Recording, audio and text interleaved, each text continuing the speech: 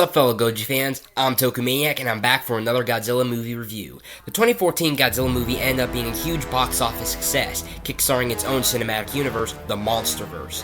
2017 saw another installment in this franchise with Kong Skull Island, which in its own right is pretty damn good. 2 years later in 2019, to celebrate the 65th birthday of Godzilla, a sequel was due for the 2014 feature film in the form of Godzilla, King of the Monsters. During the fight between Godzilla and Muto in the first movie, two scientists working for Monarch named Mark and Emma Russell, played by Kyle Chandler and Vera Farmiga respectively, lose one of their two children, their son Andrew, in the attacks. They're now divorced. Emma is raising her daughter Madison, played by Millie Bobby Brown of Stranger Things fame, while working in Monarch and studying the cocoon of Mothra, eventually witnessing the creature's birth. She uses a device known as the Orca, which she and her husband built in college, that can use frequencies to attract other kaiju, or titans as they are referred to in the film.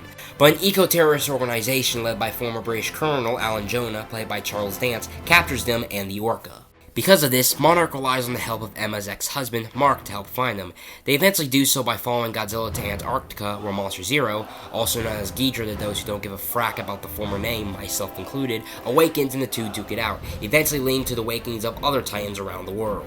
Let's talk about the characters. They're all pretty fine, I guess. Let's start with Emma first. Being the creator of the aforementioned Orca device, Emma Russell has the idea that having the Titans awaken and having them resume their role as rulers of the world can help with the pollution that humans have caused. Yeah, it's that kind of Godzilla movie. More on that later.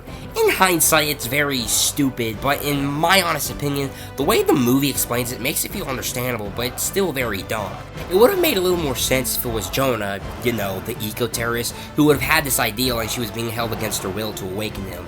It would have honestly given Jonah a lot more of a presence in this film as opposed to just feeling like, well, he was just there.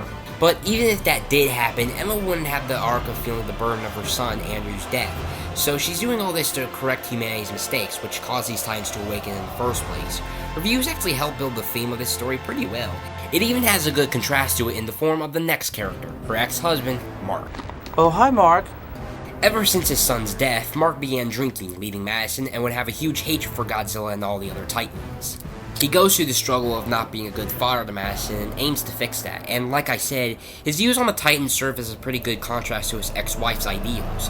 He knows that bringing back the Titans won't fix humanity's flaws, and he tries to make the best of his life with what he's got left, his daughter Madison. Speaking of which, her character is, well, she exists. In my opinion, I just felt like Madison was just written into the movie just so the production staff can cast Millie Bobby Brown into this movie. At least she plays her part really well. It would have been really interesting if she was written in a way where she was like in the middle of her parents' views. I mean, what views does she have on the monsters? Ken Watanabe reprises his role as Daisuke Serizawa in this film, and I think that he's a lot more involved in this film than he was in the last movie. Mainly in this one scene that if I talked about it now, I would be going to spoiler territory, so go see it for yourself. I will say that I find it how ironic the scene was a contrast to what the original Serizawa did in the original Godzilla movie from 1954. There are a couple of other characters who don't do much, but are pretty interesting, like Dr. Eileen Chen, played by Zhang Ziyi, who was later revealed to have a twin sister, Dr. Ling Chen, played by the same actress. They are actually supposed to be a more modernized version of the Shobijin, who, if you can recall, are the doll-sized twin fairies who vouch for Mothra. They're like the Paul Heyman from Mothra's Brock Lesnar, only difference is that Mothra is full-time.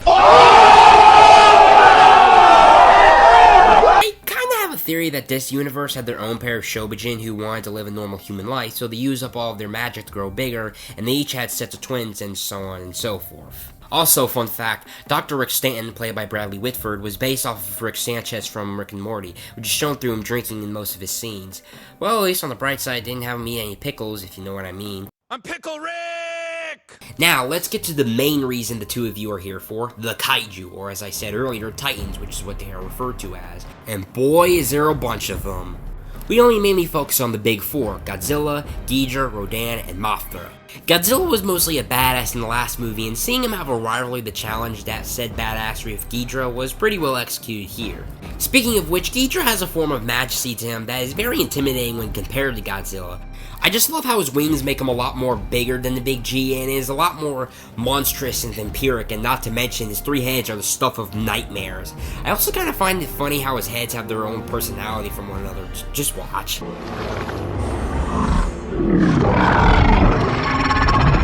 It's like if they were the Three Stooges of kaiju. And then there's Rodan. He had his moments, mainly when he was in Mexico with the fighter jets.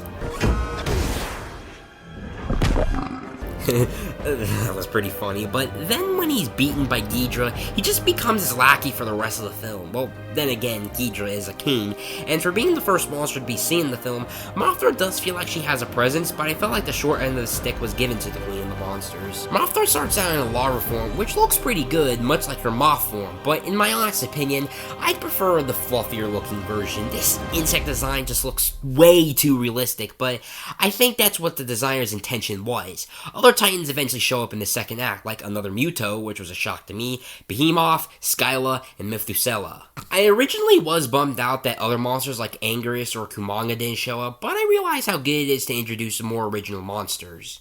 While the last movie had a lot more suspense and mystery to it, which made it feel slow paced, this film kinda actually felt like a Godzilla movie with all the corny dialogue, the opposing factions, and the environmental message in it.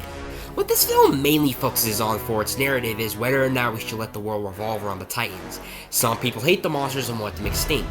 Others are on their side and want to find peace with them, and others want them to rule over us so the Earth can restore its natural balance. It's interesting to see a movie actually tackle something like that, and it flows pretty well. My final grade for this movie is 4 out of 5 stars.